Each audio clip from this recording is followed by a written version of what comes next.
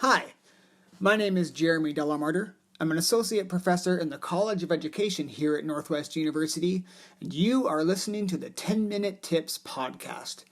Today we are talking about homework skills. I'm recording this podcast in my garage, and I'm telling you that for an important reason. I have 3 teenagers, and if I want to get anything done where I can focus and be productive, I have to isolate myself from them because otherwise it's dad, dad, dad. So like I said, I'm down here in my garage. My garage is a quiet place for me to work. It has all the things I need. And generally speaking, people leave me alone while I'm here. Again, I bring this up because it has a direct bearing on being a successful student, particularly in relation to homework.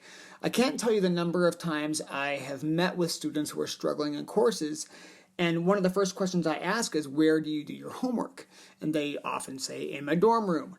And I say, what else is going on in your dorm room? And they're like, well, my roommate is having a Smash tournament, or they're binge watching Netflix. And I'm trying to do my homework while all of this is happening. And as, if you're anything like me, you'll get sucked into the Netflix or the Smash tournament or whatever's going on.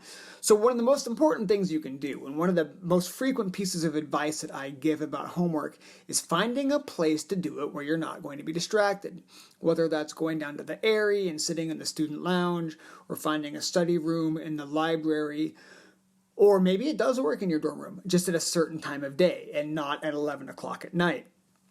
I don't know what works for you, but I do encourage you to take some time to figure that out and to try it out. You know yourself already, and you'll learn a lot more about yourself as you come onto campus. But I do encourage you to find the right spot for you. The second piece of advice I want to give you is about time management. I don't know about you. You probably have procrastinated in the past. I have. And one of the first things we have to do when we're thinking about homework and how to be successful with homework is to destigmatize procrastination. Procrastination is not a moral failure. It is not because you're lazy. It is not because you're bad. We tend to ascribe those sort of moral failures to procrastination. But generally speaking, procrastination has less to do with, a lack of willpower and much more to do with being cognitively overwhelmed. There are too many things going on at once, too many inputs, too many demands, and as a result, we shut down and we take the path of least resistance because that's what we can do cognitively. And so then we binge watch whatever, or we avoid, or, we find ourselves scrolling through social media for an hour and a half. Whatever the thing is that we do. To combat this, one of the best pieces of advice I've ever come across is in breaking things down into manageable chunks. So for example, if you have a paper due in a week, and every time you think about writing the paper, you break out in hives and your anxiety kicks in. That makes sense. Writing a paper is a lot of work. That's a big task. And when faced with that task, it's not uncommon or even abnormal to have a little bit of a shutdown.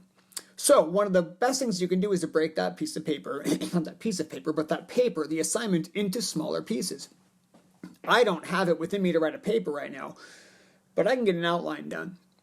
I don't have it within me to write a paper right now, but I can write a paragraph. I can write a couple sentences. You break it into enough small pieces, and you'll find that when you add them up, you have your paper. You may have heard this advice before. This is good advice for high school. This is good advice for junior high. It works with elementary school students. Human psychology and human learning psychology does not fundamentally change when you come to college. The things that work and that are successful learning tips and study tips in your earlier schooling days still apply here. So one of the best ways to avoid procrastination is to not pile on large things. Break them down into a bunch of smaller things. You can do it. One of the other things you can do to keep yourself motivated for homework is to know what the purpose is. When you come to college, you're studying things that you want to study by and large. You're picking a course for your life. And so hopefully most of the homework you're going to do is going to relate directly to this thing that you want to do with your life. So knowing the purpose of your homework is going to make an enormous difference in your willingness, and attitude as you approach it. So I have a couple of questions I want you to ask yourself. One is, how does this homework I'm doing here tonight relate to the course as a whole? If I'm taking a general psych, a Psych 101 class, how does this homework relate to my overall introduction to psychology? How does this assignment, this homework I'm doing, relate to my understanding of trigonomic functions, trigonometric?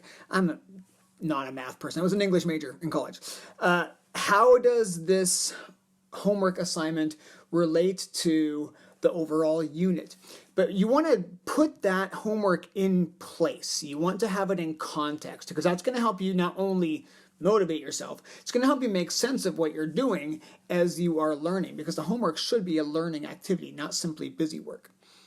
You should ask yourself, what skills or knowledge base are you building as you complete this homework? Is this just to keep me busy? Let's assume it's not. Let's assume there's actual skills and actual knowledge that this homework is supposed to be refining and honing.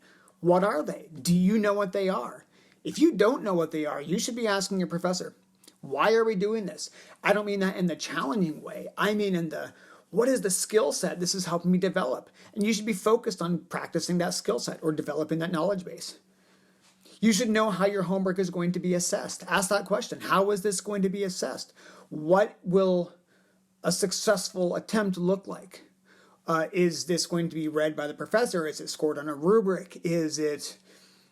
How is it going to be assessed? And then you should ask yourself, how are you engaged in assessing yourself? If you're reading this thing and turning it in without giving a critical eye, and without thinking, wait, here is what they're looking for, here's the skill set I'm supposed to demonstrate, here's how they're going to know if I've demonstrated it, engage yourself in that process too. Homework is not something we give you to keep you busy. We do it because we want you to be growing and learning. So you need to be in charge of asking yourself, how does this relate to the learning that I am doing? That is not an easy task, because it assumes that you take responsibility for your actions. It assumes that homework is not something that's being done to you. It is something that a tool and a resource being provided for you to help you learn. And it's up to you to maintain that. And then finally, the maybe most important piece of homework advice I can give you is to ask for help. Nobody learns alone. We have this, I think, mistaken understanding of education as it pertains to rugged individuality, that I will pull myself up by my cognitive bootstraps and I will learn this by working harder than everybody else. And yes, hard work matters, but we do not learn alone. I am a professor of education. I know a few things about this. We do not learn alone. Learning is a social activity. So ask for help. That might take a couple different forms. You might establish a study group, and there's a lot of research on the power of study groups and groups that work well together to inform each other, to make sure they understand, and what that does for learning, as opposed to the individual who's going to lock themselves away alone and persevere just by the triumph of their own willpower, as opposed to engaging with the resources of the group. There are also some amazing resources on campus that can help you. We have tutors. There's often free tutoring in a wide variety of subjects: calculus, nursing, chemistry, etc. And you'll see those placards and signs on campus. There's also a writing center in the library, and the writing center is a wonderful resource for helping you organize a paper, helping you flesh out your ideas, helping you develop a thesis and find good support for it. And then finally, maybe one of the best resources you have is your professor. If you are doing homework and you don't know why you're doing it, or how it relates to the purpose, or what skill set it's supposed to be developing, or you're having trouble breaking it down into the smaller pieces that are going to help you avoid procrastination, or any of those things, talk to your professor. I cannot stress to you enough how much we love talking to students. That's why we're in this business. So please, please, please sign up for office hours and talk to your professor, and we will help you. That's it. I hope you've enjoyed this session of the podcast, and I cannot wait to see you in the fall.